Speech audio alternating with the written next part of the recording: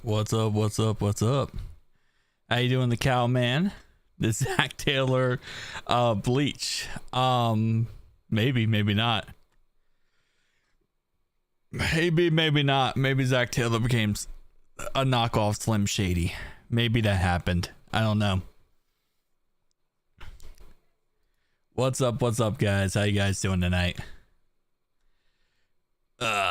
Crazy. Anyway, so we inked a deal today with we inked a deal yesterday with Lucas Patrick, which we'll see how that works out in the end. Scott Peters has himself a good amount of players to work with now. He's gonna get more through the draft and probably more through potentially wave 4 free agency. But he's not gonna get. Oh, hi, you're back. Yeah, I'm back. Back for another venture. Yeah, I apologize for not streaming the last 2 days, but it's been a little hectic here at the compound. But you know what? Who isn't coming back is Trent Brown. Because the Texans like our sloppy seconds. The Texans are literally going after our sloppy seconds. And everyone that we don't want anymore, the Texans are like, we are creating our own Cincinnati Bengals roster. They got Joe Mixon. They got Trent Brown. They got Sheldon Rankins. The Texans are creating the Cincinnati Texans or the Houston Bengals. Honestly, I'm kind of surprised at this point that Brian didn't go there at this point. It would have worked out so well for that whole perspective, but Bengals should trade for Lattimore. What? Are you the guy who wants Lattimore a lot? Because there was someone, it might have been you then, who wants Lattimore. I don't get the love affair for Marshon Lattimore anymore. Back when he was with the Saints, maybe, but I mean, he's 28 years old, about to be 29. Bootleg Bengals, yeah, exactly. I mean, he's not bad, don't get me wrong, but like, I don't really understand the love affair for him. Especially because if we trade for him, it's probably going to cost something. My computer has been freaking slow as anything. That's why I haven't been streaming. My computer's been crapping the bed. But this is what it looks like for Lattimore. He's not bad, don't get me wrong. He's not a bad player. He hasn't gotten no. He hasn't gotten an interception since 2023. I mean, he's always hurt. He can never stay healthy. The most he's played since 2021 was 10 games. Like, what would you even want to trade for him? A bag of Skittles? Like, bro can't stay on the field. That's the last thing we need right now to deal with is someone who can't stay on the field. We're already going through all of our issues. Staying on the field is like a mandatory is what we need to get to keep him. Yeah, there's no way in bloody hell where we would actually target him, to be honest. But a 5th round pick for what? A guy can't stay on the field. I'd rather select a 5th round player and maybe end up, getting like maybe he ends up turning into something. I couldn't get behind that, to be honest. Guy can't stay healthy. His contract, hold up. Next 2 years. Bro, he's making 18 and then 18.5 the next 2 years. Bro, we are not paying a cornerback $18 million to play 10 games. There is no way. No. Absolutely no. That would be insane amounts of money for no reason. Who's our highest paid corner is 16th on our depth chart here, and that's Cam Taylor-Britt with a cap hit of $3.7 million. He's making 15 more million than any cornerback on our roster right now. Like, bro He's making bank. I give him props because, hey, listen, you make your money. You go out there and make the money you want to make. But bro is not worth money he's making. Hail to the no. So, I think... Okay, whatever. I don't care. So, I think this is now officially a thing. TJ Houshmandzadeh has lost all credibility. And I love Hoosh. I really love him. He's absolutely amazing. But I think Jermaine Burton has caused him to lose all credibility because of the whole, Jermaine Burton situation. TJ Houshmandzadeh backed him greatly, said he was going to be great, said he was going to be amazing. Kind of gave his word that he was going to be the guy. And he ends up not being the guy, and he ends up being a really bad bust. So I think there's a lot of credibility lost with Hoosh because of that. I love Houshmandzadeh, don't get me wrong, but I think there was some credibility lost because of the Jermaine Burton situation. So now when Hoosh talks, a lot of people are like, okay. Again, just that Jermaine Burton situation really destroyed it. But here's what I'll say, right? And we talked about this in the video earlier, and I actually uploaded a video at like 12 o'clock, and I freaking scheduled it incorrectly. So I had to release it right before this live stream. Yeah, that was character concerns, not talent. Yeah, 100%. But TJ was backing him, saying like he'll figure it out. But as I was saying, a lot of people are trashing us right now on the T. Higgins contract. And they're saying, oh, well, he's just not reliable. Exactly. But they're saying like, oh, we ripped him off. And I still find this so stupid. They're like trashing on T. Higgins' agent. Micah Parsons was saying that some agents don't want the best, don't want the best for the players. And it shows with T. Higgins' agent, obviously. And I still find that so stupid. T took less money to stay with us. Yes, he did. But at the end of the day, he did it because he wanted to be a Bengal. And at the end of the day, he's a grown man and he signed a contract. Like, the amount of times... No, he did not dye his hair again. The amount of times that T declined our contract offers, and trust us, we know that, What's up, John? How you doing, man? Welcome. The amount of times he declined our contract offers... this is not like we offered him one contract he accepted right away. No. He put us through living hell. Cloud sign, Jerome Baker. What do you think of him? It's not Jerome Baker. I think Jerome Baker is pretty good still. Honestly, I don't think Jerome Baker is bad.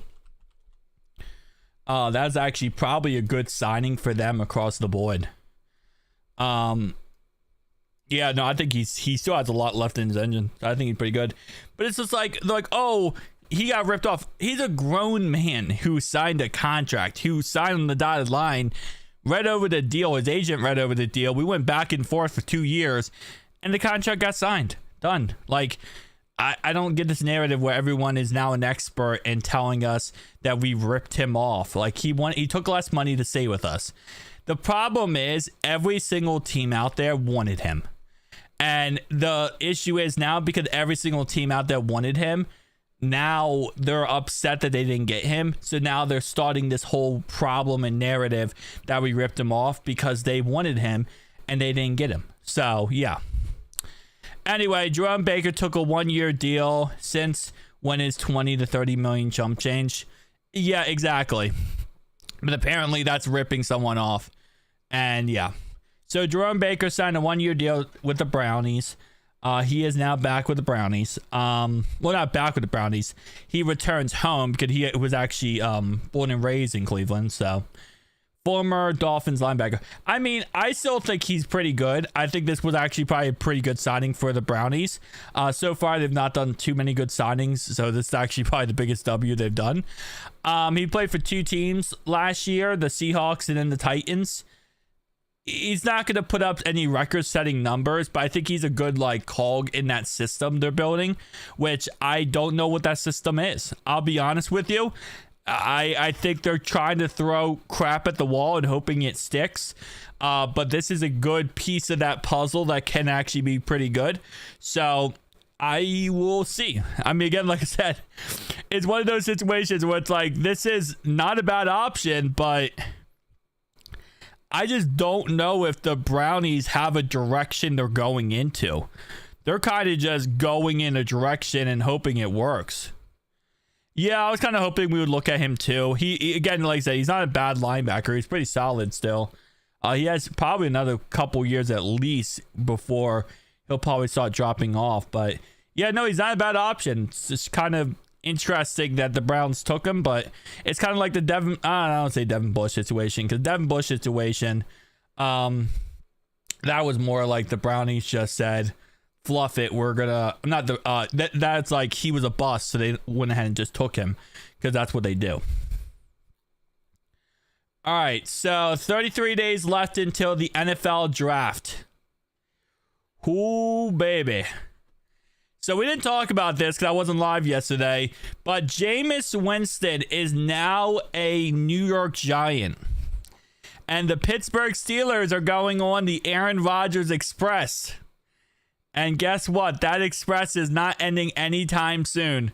Because apparently he might not make he might not agree to anything or even decide where he wants to go until August. And the best thing about the situation is Aaron Rodgers right now might retire. He might retire, apparently. So he's up in the air of whether or not he wants to retire.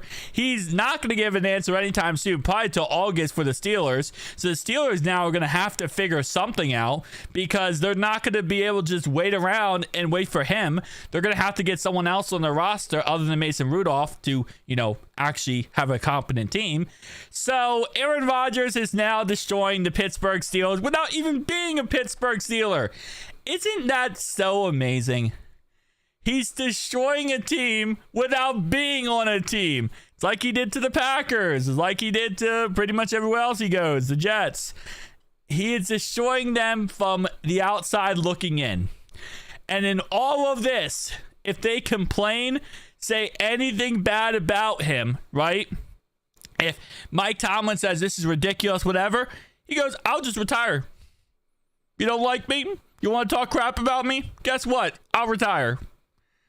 Oh, or you can sit there, do what I want, listen to me, and then sit back and go on this dramatic roller coaster ride until I decide. Which, again, I might just retire. Because why not? And Rodgers dragged Steelers to the first season, start of the season, just to tab out last second. Yeah, he might do that. He might drag him all the way to the freaking, what's called preseason, and then be like, you know what? I'm going to retire. I don't want to play. Or he'll get hurt.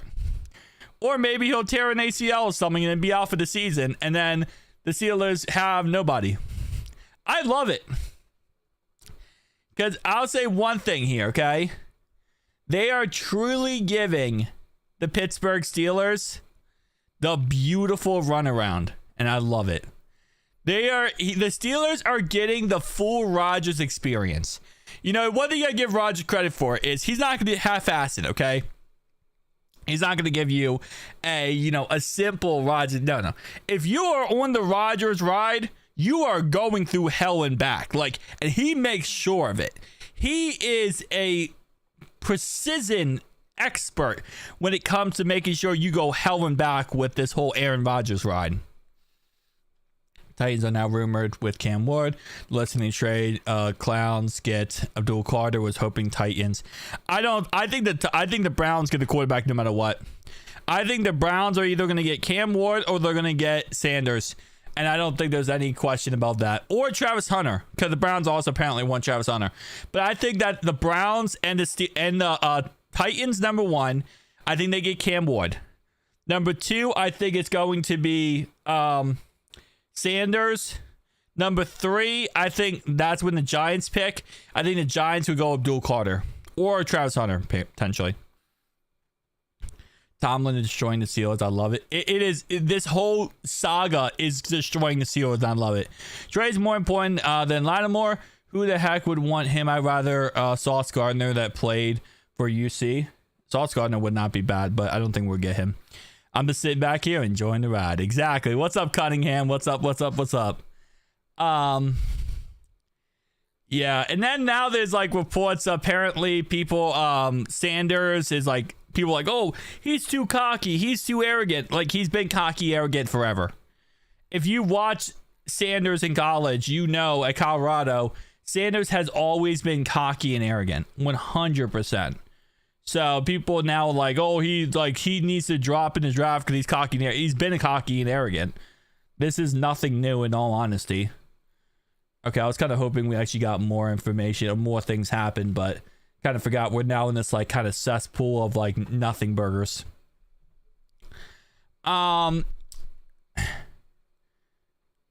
Wait, hold up. What happened here?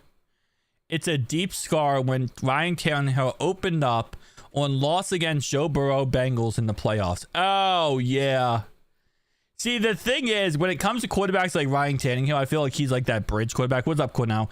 He's like that bridge quarterback who he's never going to be the most amazing quarterback out there, right? But he's always going to be like average, a little bit above average. Just living life, man. First string back, and we got apparently the knockoff Slim Shadys in the thumbnail. We got Zach Taylor and we got Joe Burrow. So we all rocking and rolling, man. But he's never going to live up to crazy success, right? And I think a lot of quarterbacks like Ryan Tannehill level, they kind of accept that, right? They kind of understand that. Like, that's just how it's going to go, right? Well, because of that, because they're never going to live up to that crazy success, when they do get the one chance to go to the playoffs and have a chance to do something great in the playoffs, when they get denied and destroyed and thrown to the wolves because they lose the game, man, that hurts even worse. Because like, imagine you had one opportunity, one chance to capture everything you ever wanted,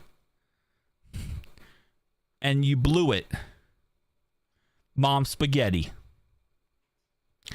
Why does Ryan Tannehill think that the loss was worse than the ones the Chiefs names championship game? Because I think this was like, he truly thought he was going to beat us. Like, cause I don't think he thought he was going to win that game, but he thought he was going to beat us, and he didn't. I was in a dark place. It took me a while to get, and a lot of work to get out of it.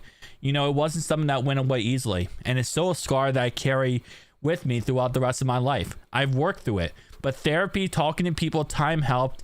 It takes a lot of work to get through it. Holy crap! Joe Burrow sent this man to the gulag. He sent this man to a different place. Holy moly, Tannehill did not survive it.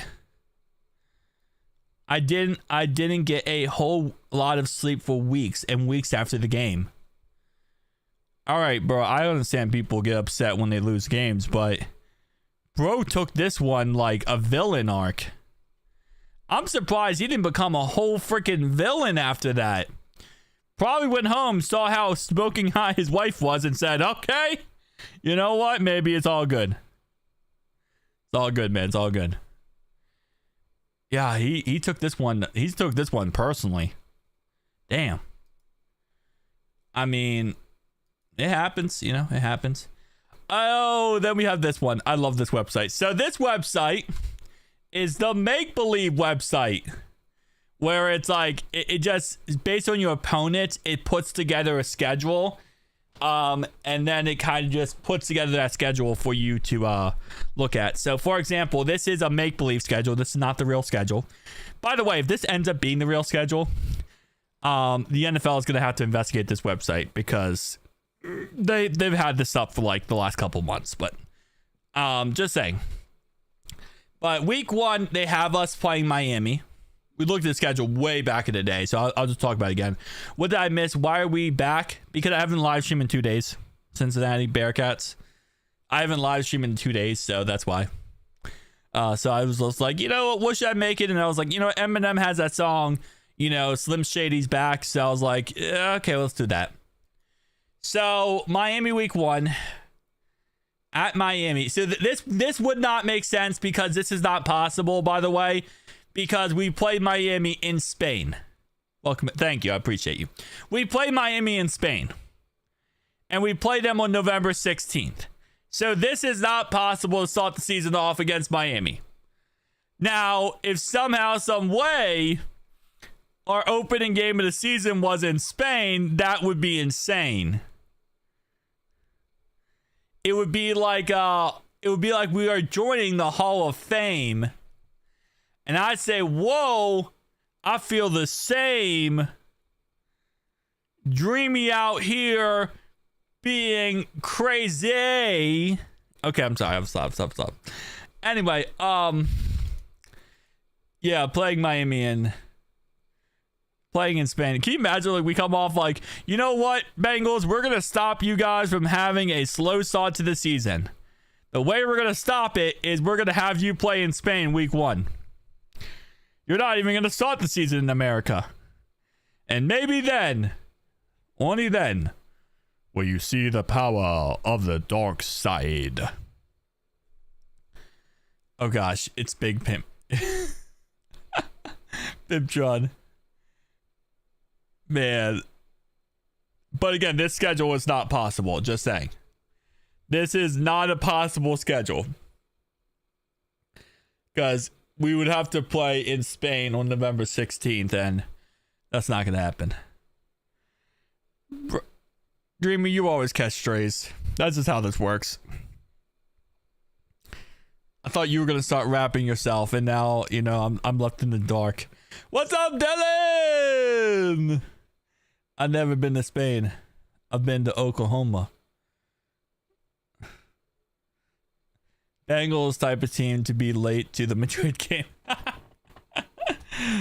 Potentially. All right, so then they have us playing the Lions week 2, which would be interesting. Week 3, they have us playing the Jacksonville Jaguars. Week 4, they have us on a bye week.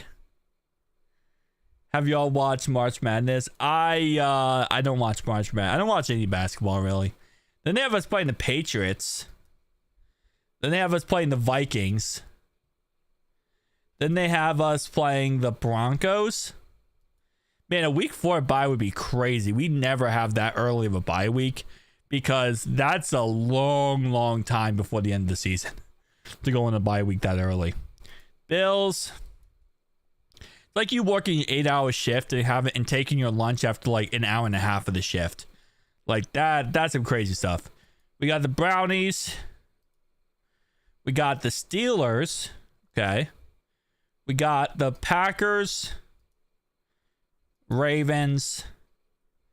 Back-to-back Ravens. But whoever put together this schedule is absolutely auto knockers. This is a crazy one. Jamar Chase versus Jay Jettis would be crazy. I mean, we're gonna see that because we're gonna play the Vikings this year. This is the correct like team, so it's just not the correct schedule. Then we have to play the Steelers. Then we have to play the Jets, Bears, and Browns. And that, my friend, is a 16-0 schedule. Wait, what is this? NFL playoff chances? Oh, wait, hold up. Oh, this is because... Is this based off of what I did here? So, like, if I reset this, hypothetically speaking, I hope it's a week 10, week 12 bye week. Yeah, I kind of like that too. I think that's like the best scenario possible. I'm thinking this is going off last year. Is this going off last year? I think. So, like, at last year, we were at 1.4-7. And, okay, so I think this is going off. Yeah, November 22nd, 2024 is the last time this was based off of. Lordy, this was a trip to the past, man. If you could see one Super Bowl matchup with any historical team, who would it be? Oh, that's a good question. Ooh. I would want to see Denver Broncos in 2015 versus I don't know, actually. Because Peyton Manning was so bad. Their offense was so piss poor. Maybe the first time the Broncos made the Super Bowl versus the Seahawks, that Broncos squad versus the 2007 Patriots undefeated squad. Because that might be the highest scoring game in human history. So the first time Peyton Manning took the Broncos to the Super Bowl versus the Seahawks, that team versus 2007 Patriots, because that game might be 63 to like 70 in the end. I think that would be a really good freaking game. What is the Ravens team they faced? They faced, and that was 2012 when the Niners played the Ravens. That was 2012. And then the lights went out. And well, yeah. Mock draft simulator. Oh, this website also has a mock draft simulator? Neat. All right, so how's this going to go? Oh, Lordy, hold up. Pause draft. Pause. I didn't select the team. All right, so they have us going with Michael Williams. Okay. Who's our second round pick? Okay, fine Bengals. They have us trading out of the second round. Okay, so they have us trading out of the second round. Okay, hold up. This is like really weird. So did we trade out of the first round pick? We did. Oh, whoa. Oh, okay, this is so weird. We traded up to the 10th overall pick with the Bears to take Michael Williams. Traded our 17th, our second round this year, and our second round next year to get Michael Williams. We traded up 7 spots. That would be insane because we only have 6 picks. So trading 2 of them is crazy, but okay. I don't know if that would happen. Then we take Dylan Fairchild. Croctism, Dylan, I'm enjoying March Madness. What's up, Dylan? 85 Bears versus 08 Ravens. Wait, why 08 Ravens? 08 Ravens, that's the Ravens that went to the AFC Championship game versus the Steelers, right? With Joe Flacco. Why go with them? They won anything special. Willis McGahee was the running back. He wasn't that great. They had Derek Mason. I mean, that wasn't like a crazy squad. I understand the 85 Bears, but why the 08 Ravens? Like, that's really wasn't that crazy of a team. They had Mark Clayton at receiver. They had Todd Heap at tight end. They had Ray Lewis, but that was Ray Lewis when he was like kind of out of his, youth. They had Ed Reed, but it was kind of Ed Reed out of his youth as well. You had Terrell Suggs on that squad. You had Jarrett Johnson on that squad. You had Haloti Ngata on that squad. You had Ladarius Webb. You had Tom Zipikowski. Like, that was, I don't know. That's a weird squad. Have a good offense. Somewhat. They had a really good defense. They had the best defense probably ever, but they had a decent offense. But really what led them was their defense shutting people out. All right, 4th round pick. Running back. Tootin. Oh, we would love that pick. Tootin. Get my boy Tootin. I think the defense is, from what I have heard. Liam. Yeah, they were all about their defense. I think Patrick is gonna. Why do you think Patrick is gonna work out for the Bengals? Well, first off, he's a backup. If anything, he's not gonna be a starter. He's gonna be a backup. And I think Scott Peters can really help. I have a lot of faith in Scott Peters. I might have delusional faith in Scott Peters, but that just might be what I'm going to go with here. But I have a lot of faith in Scott Peters, that Scott Peters is going to get the job done. Linebacker out of Notre Dame works out for us very well. Honestly, I think the newest signing won't help us at all. I think he'll be a good backup and depth piece. And I think that's really what's going to come down to. Safety from LSU. He's going to compete with Jackson Kirkland. He's going to compete with all the guys in the back end, and we're going to see how they end up working out. I think you need depth. That's really what it comes down to. And we got depth, and he doesn't cost that much, so who cares? What do you think of Campbell first round? You're going to have to give me a first name, to be honest. Unless, no, I know you're talking about.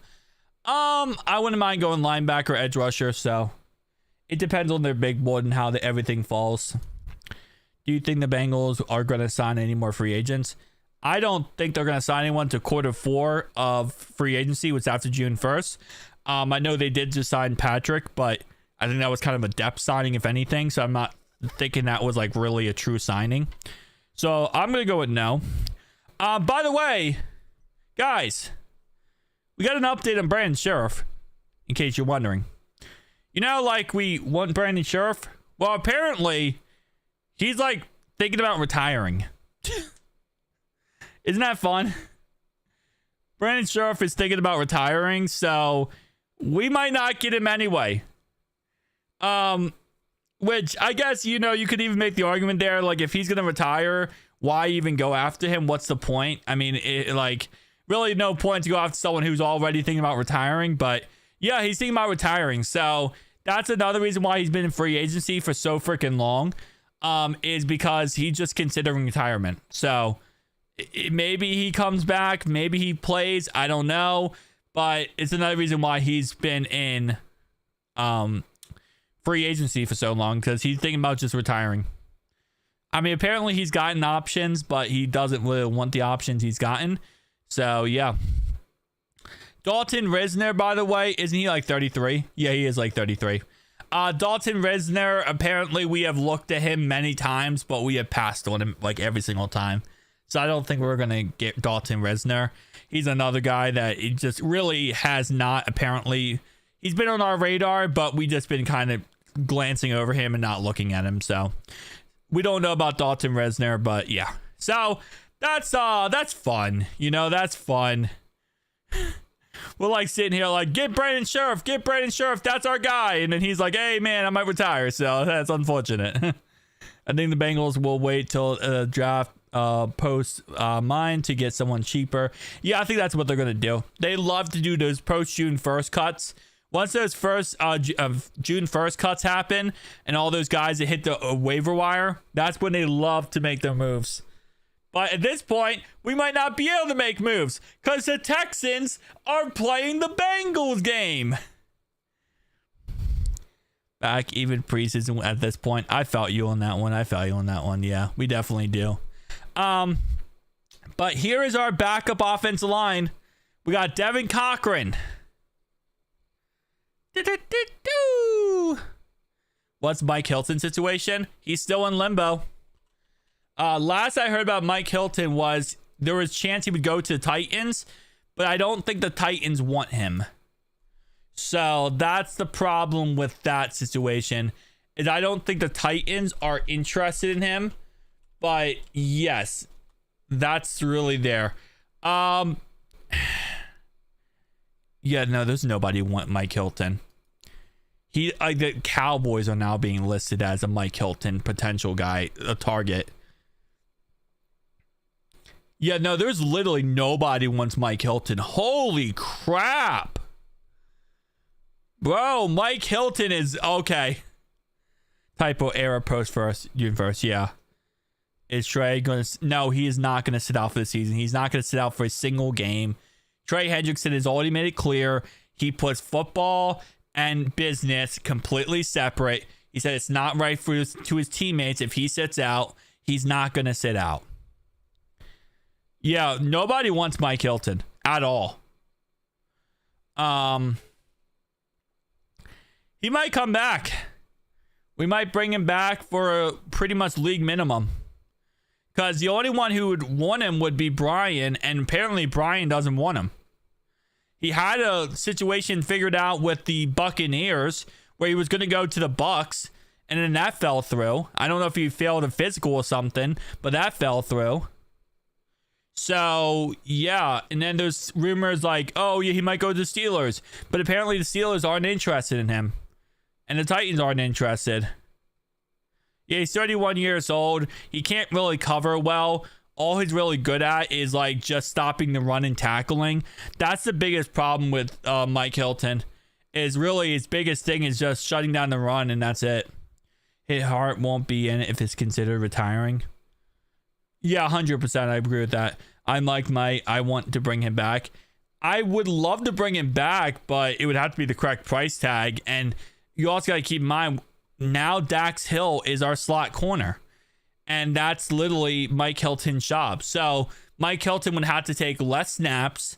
He would also have to, be really designated to just be a guy who's going to be a backup and only utilized in certain situations. And then there's also a situation where you got to get Al Golden on board. Al Golden might say, hey, no, I don't want a 31-year-old corner who can't cover, who's really only good at a couple things. So that's another factor you got to remember. So could you imagine Mike on the Cowboys saying Cowboys win on the way before a blowout loss? That would be funny. So give him league minimum contract. There's a good chance we probably already offered him close to that. I would guarantee you. I'm sure the Bengals didn't just like let him go without offering him something. They probably offered him league minimum, and he probably said no. But he might reconsider, a little bit later. I don't think Mike Hilton signs until after the draft anywhere, if he does sign somewhere. Sign Hernandez, draft Genty, Williams. We're not going to draft Genty first round. We're not going to. There's just no way in heck. But, yeah. That is the Mike Hilton situation, which is nothing really. There's like nothing actually going on there with the Mike Hilton. So, I wish him the best of luck. I do. But I don't think, teams are just not interested. So here's currently is our free agent still available in free agency. Give Trey a 2-year deal, then cut. Honestly, I was still thinking about the potential of us just giving Trey a 1-year extension. Like, just to keep him happy. Be like, hey, listen, we'll give you a 1-year, $30 million extension. We'll reevaluate you in a year and we'll see where you are. But he said many times he wants job security. And like I said, it's like all these ideas I feel like we have as fans will like, oh, we should give Trey Hendrickson a 1-year extension. We should do this, this, and this, right? It's not that the Bengals are stupid and they haven't done so. Like, they probably offered him a 1-year extension. And he's been very clear he wants job security. So he's not going to take a 1-year extension. He wants job security to make sure he is on a roster and getting paid so he, knows where he's going to be.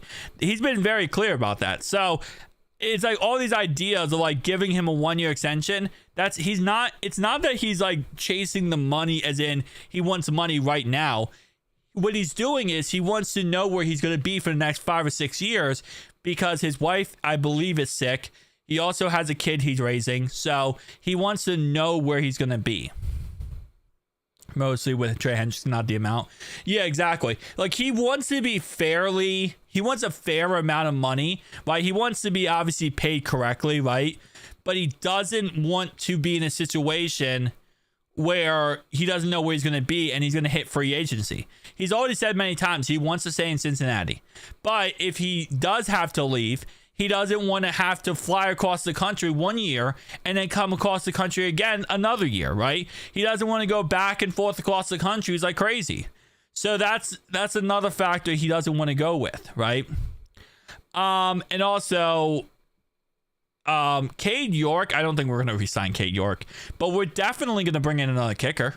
I would assume they're going to do something they did with Ryan Renfro, where they brought in another punter, and he ends up being the guy, right? We brought in Ryan. He ends up out battling against Brad Robbins. He ends up being the guy in the end, right? So they're probably going to do that with a kicker. They're probably going to have an undrafted kicker out of college. They're going to bring him in, and throughout training camp and preseason, he's going to compete with Evan McPherson.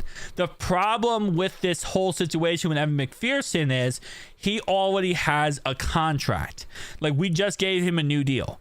And that's a problem because, then that means we put money into him.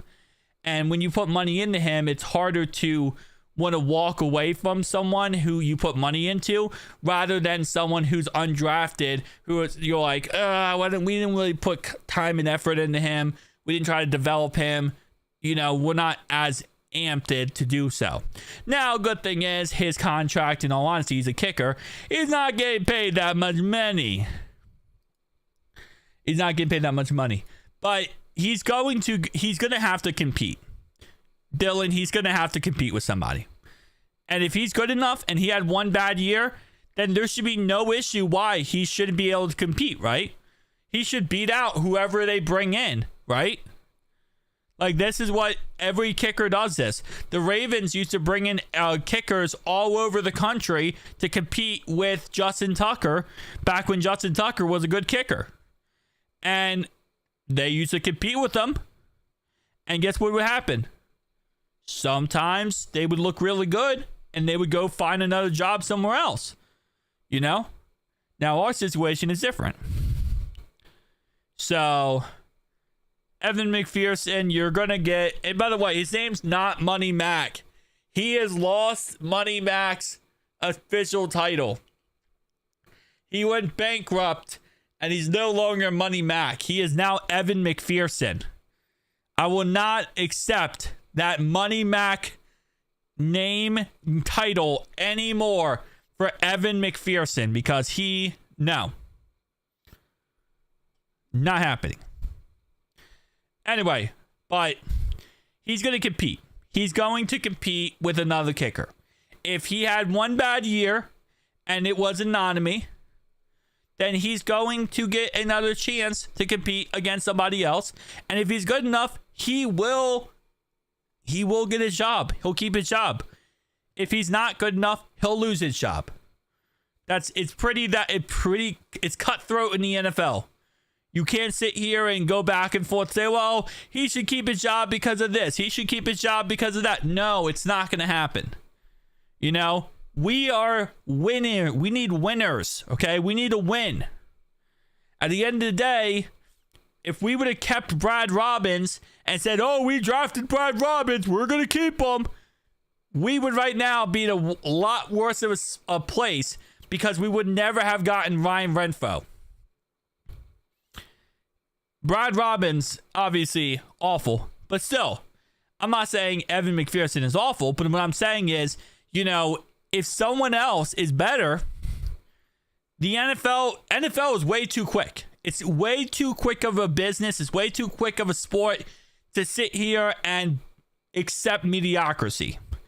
If he has another bad start, he's not going to get it. It is what it is. And yes, Trey Hendrickson and his wife, they want to stay in Cincinnati and raise their kids in Cincinnati, period. It all went downhill when his wife announced they were having a kid. Talking about Evan McPherson. I'm not going to get into that situation, but I will say that, yeah, definitely did not. He had a bad season. He really did. And, if he is just had one bad season, whatever, he'll go into training camp, right? Whoever he goes against, he'll beat out. He'll do great. He'll kick all the field goals and look great and look like Money Mac has been reincarnated, right? Just like how Chuck Sizzle got his sizzle back. Maybe he'll get his Money Mac back. But if not, he'll lose the job to somebody else. Somebody else will become our kicker. And if that kicker doesn't work out, maybe, who knows, in the future, we'll bring back Money Mac. And he'll be Evan McPherson back on the squad again. But at the end of the day, you can't sit here and twiddle your thumbs and hope things work out. The NFL is way too quick. And if you sit here and try to wait, you're going to be left behind 100%. I did say Money Mac because I'm saying if he became good again, he would get his money back. Just like Chuck Sizzle got his sizzle back, right? So what I'm saying is I'm talking about a hypothetical universe where Evan McPherson becomes Money Mac again. That's what I'm saying, okay? I'm talking about a hypothetical multiverse where we're looking into the little, poopa berries, and we're seeing the dingleberries hanging from the dingleberry tree, okay? I don't know what the fluff I'm saying right now. What I'm saying is there's a universe out there where Money Mac is Money Mac.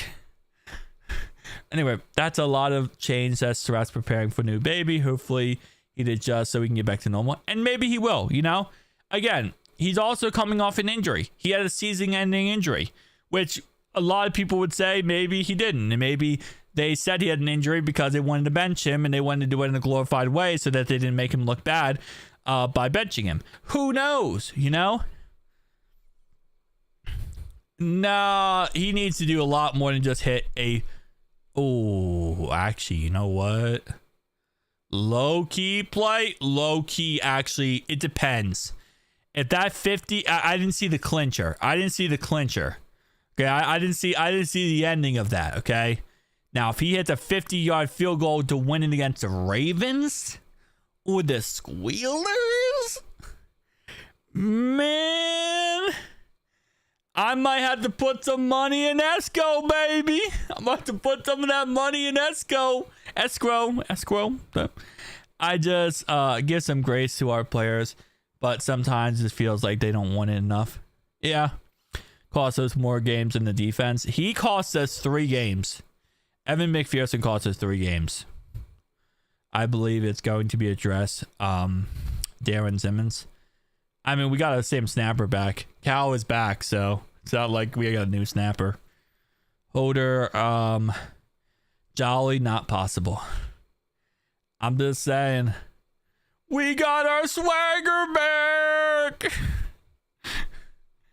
But anyway, Travion Williams will probably go become a lawyer, so that's going to be a thing. If you don't know about Travion, by the way, Travion Williams is a very, very smart guy. He is very intelligent. During the summers, he actually goes to Texas. I think it's Texas University, or it's a university in Texas. He teaches law. Like, straight up, just teaches law students, like, stuff like that. Like, blew my mind. Guy's a freaking genius. I don't even know how. Don't even know how. This man is just very, very smart. They can fall on coaching. Yeah. High is 10-6, or low is 9-8. Pretty much guaranteed. We're now becoming the Pittsburgh Steelers of NFL records. Get our swagger back. Deontay Smith got signed to a future deal, so he'll come back. Chris Evans, Travion, I think they're going. Joe Bacci, hopefully he comes back. Von Bell, he'll probably retire and become a positional coach. And then Mike Hilton, yeah. So we're in that weird. At what point do you think Dak Taylor would get fired? Ooh. Here's what I'll say, right? The Bengals do not like change. The front office hates change. Ownership hates change. Why they've been the way they've been for so long. Joe Burrow first forced their hand to sign, T and Chase, right? 100%. But at the same time, they didn't want to sign T. It's already been very clear. It's already come out. The Bengals did not want to sign T. Higgins. They wanted to trade him. They wanted to get rid of him. But Jamar Chase's agent, who is also now T. Higgins' agent, said if you want Chase, you're going to have to get both of them. You're going to have to get T and Chase if you want Chase. It's not you just get Chase. You either get one or both or you get none. And because of that, the Bengals said, all right, fine, we'll take both. So they weren't going to even sign T. Higgins, by the way. So that's another factor that's really crazy, right? So they even fought the idea of keeping the two guys together. So, but they did. They did in the end. Shout out to them. Shout out to the agent, by the way, who apparently Micah Parsons says the agent didn't even think the best, blah, blah, blah. They didn't even think the best. They don't do the best for the player sometimes. trashing their agent, but literally their agent's the only reason why T. Higgins still on this roster. Back to my point, though. I think it would take for Zach Taylor to get fired, because they love Zach in that building. They love him. We would have to go. I don't even think we missed the playoffs another year. They would fire him. I really don't. I think we would have to miss the playoffs, because I think if we would have to miss the playoffs next 2 years and have less than 7 wins each year, or maybe 8 wins each year, because they just love him so much, and they would never want to fire him. They'd never want to fire him no matter what. Rocky is so good. The hate is insane. It is insane. 100%. If we didn't give a contract, where would he have gone? I don't know. We would have traded him. They wanted to trade T. Higgins. 100% they wanted to trade him. They did not want to sign him. But Rocky, the agent for T. Higgins and Jamar Chase, said, if you want Chase, you're going to get both. If you want one, you're not getting one. You're getting either 2 or none. And Bengals said, oh, crap. Fine. We'll get both. Like, that's... we would not have T right now if it wasn't for Rocky. I hope Chris Evans and Williams leaves. They're scammers and nothing for... They were great on special team. Rule of the Jungle, they were great on special teams. Nobody wants Pratt. Nobody wants him. We've already tried to ship him. We've already tried to trade him. Nobody wants him. I don't think they want him for a 7th round pick. Like, I'm not kidding. Nobody wants Jermaine Pratt. They've already tried. Nobody's interested. Nobody's calling them. Nobody's trying to get a hold of the Bengals saying, oh, we heard Jermaine Pratt's available. No, they're not. And they want to trade him. They want to trade him, but nobody wants the guy. Apparently, they didn't see that he's top 10 in tackles last year. Maybe he should be out there preaching for that. Guys, I was top 10 in tackles. Really, but we watch, we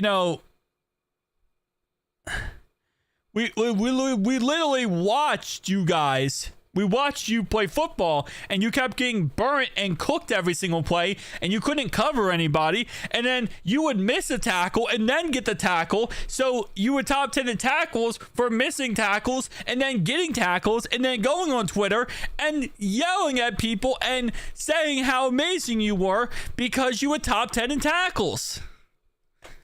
That's really just a really bad selling point, I feel like, for a lot of things, A lot of bad selling points.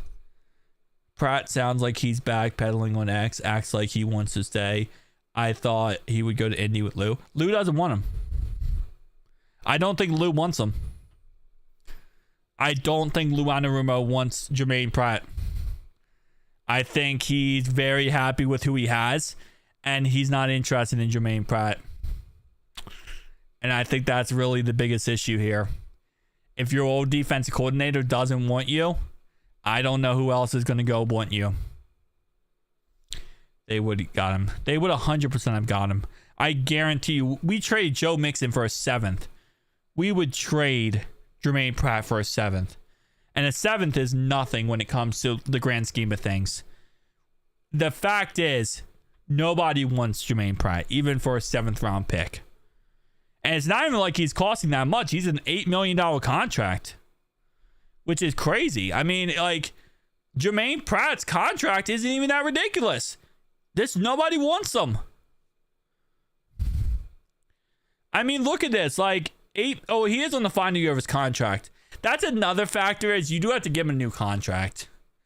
So I feel like that's also a factor, because if the guy's sitting there saying he's like, top 10 in tackles, he's probably going to want some good money. And like, you don't want to pay him good money, man. You really don't. If we're being honest, you don't want to give him all that money. And then like, he thinks he's better than he is. He's 29 years old. Like, That's a whole entire mess. I think NFL teams are looking at us and saying, hey, listen, you guys can keep him. We don't want to deal with that. Even Pratt, even freaking Lou's like, yo, I just got fired. And you were one of my captains. I ain't bringing your butt in. He's not a good leader. He's not. And he goes on Twitter and talks about how good he is. Like, nobody wants someone who trash talks on Twitter about how good they are when you watch him play. Yeah, he does good in the stat column because he gets beat. And then he catches up and catches a guy who just beat him. And then he gets a tackle, and then he talks trash, and he gets an interception every once in a while. And listen, his random interceptions were always fun. But BJ Hill also had random interceptions. The difference is BJ Hill would also get to the quarterback and make crazy plays and get to the running back and do crazy things. Like, that's another factor.